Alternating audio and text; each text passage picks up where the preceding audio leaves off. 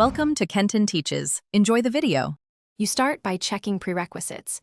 Confirm your device supports Dynamic Island or plan to emulate it with a compatible app. Once done, enable developer options or grant accessibility permissions so overlays can run. Install the Helper app, then open settings to allow required permissions. Make sure to keep both the Helper app and settings visible while you configure. This immediate setup prevents permission mistakes later and lets you jump straight into creating dynamic regions that respond to notifications and live activities. Now you configure behavior, define touch zones, sizes, and animation presets, pick shape, edge radius, and 1/2 transparency. Once configured, map system events to those zones: incoming calls, media playback, timers, and live activities.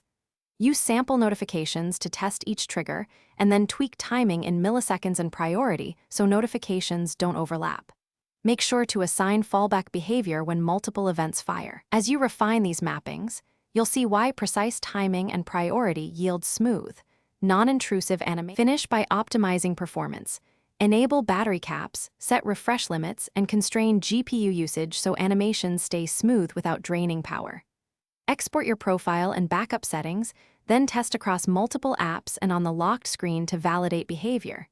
If something goes wrong, collect logs, toggle the overlay permissions, and restart the device. This resolves many race condition issues.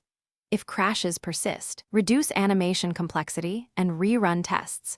Making incremental changes helps you isolate the faulty trigger or resource constraint. Thanks for watching. Please subscribe if this video was helpful.